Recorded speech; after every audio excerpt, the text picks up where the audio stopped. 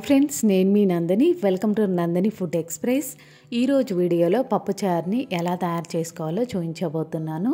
వేడి వేడి అన్నంలో పప్పుచారు వేసుకుని తింటే ఏ కూరలు అవసరం లేకుండా అన్నం మొత్తం పప్పుచారుతోనే తినేస్తాము.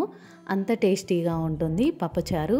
ఈ పప్పుచారుని ఈజీగా ఎలా తయారు చేసుకోవాలో చూసేద్దాం. ముందుగా మన ఛానల్ని సబ్స్క్రైబ్ చేయకపోతే వీడియో చూసిన ప్రతి ఒక్కరూ ప్లీజ్ సబ్స్క్రైబ్ మై ఛానల్. పప్పుచారుని తయారు చేసుకోవడానికి ముందుగా కుక్కర్లో కందిపప్పుని తీసుకోవాలి. తగినన్ని వాటర్ వేసి కందిపప్పుని 2 సార్లు శుభ్రంగా కడిగి తీసుకోవాలి. కందిపప్పు ఉడకడానికి సరిపడా వాటర్ని తీసుకోవాలి.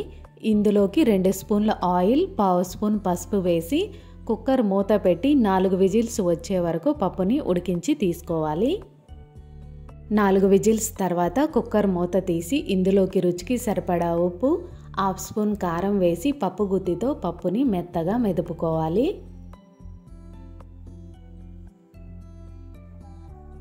పప్పుని మెత్తగా మెదుపుకున్నాం. ఇందులోకి చిన్న నిమ్మకాయ సైజు అంతా చింతపండుని నానబెట్టి పల్పును తీసేసి రసం మాత్రమే తీసుకోవాలి.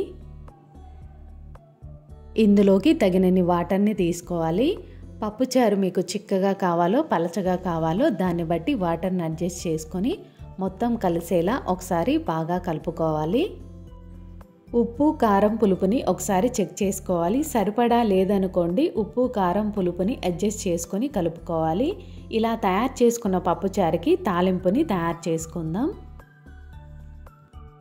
స్టవ్ మీద గిన్నె పెట్టి ఇందులో 3 స్పూన్ల ఆయిల్, 1/2 స్పూన్ ఆవాలు, 1/2 స్పూన్ జీలకర్ర వేసి మాడిపోకుండా కలుపుతూ దోరగా ఫ్రై చేసుకోవాలి.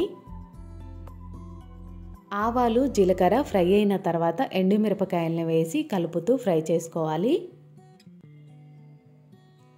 తాలింపు ఫ్రై అయిన తర్వాత కట్ చేసుకున్న ఉల్లిపాయ ముక్కల్ని వేసి కలుపుతూ 1/2 నిమిషం పాటు ఫ్రై చేసుకోవాలి. ఉల్లిపాయ ముక్కలు ఫ్రై అయిన తర్వాత 2 రెమ్మల కరివేపాకు, పచ్చిమిరపకాయ ముక్కలు, 2 మీడియం సైజు టమాటాలను కట్ చేసి తీసుకోవాలి. ఇందులోకి 1/2 స్పూన్ పసుపు వేసి స్టవ్ని మీడియం ఫ్లేమ్లోకి అడ్జస్ట్ చేసుకొని కలుపుతూ 2 నిమిషాల పాటు ఫ్రై చేసుకోవాలి. ఉల్లిపాయలు, టమాటాలు, పచ్చిమిరపకాయలు బాగా ఫ్రై అయిపోయినాయండి. ఇందులోకి ముందుగా తయారు చేసుకున్న పప్పుచారుని తీసుకోవాలి. మొత్తం కలిసేలా ఒకసారి కలుపుకోవాలి. కలుపుకున్న తర్వాత మూత పెట్టి ఒక పొంగు వచ్చే వరకు మరిగించుకోవాలి. ఒక పొంగు వచ్చిన తర్వాత మూత తీసి కలుపుతూ మరొక 2 నిమిషాల పాటు మరిగించుకోవాలి. వేడి వేడి పప్పుచారు తయారైపోయిందండి. అన్నంలోకైనా ఇడ్లీలోకైనా టేస్ట్ చాలా బాగుంటుంది. తప్పకుండా ట్రై చేయండి. ట్రై చేసిన తర్వాత మీకు ఎలా వచ్చిందో కామెంట్ రూపంలో తెలియజేయండి. వీడియో నచ్చితే లైక్ చేయండి, షేర్ చేయండి, మీ ఫ్రెండ్స్ అందరికీ ఫార్వర్డ్ చేయండి. ఈ రెసిపీ మీకు ఎలా అనిపించిందో కామెంట్ చేయండి. మరొక ఈజీ రెసిపీతో మళ్ళీ కలుద్దాం.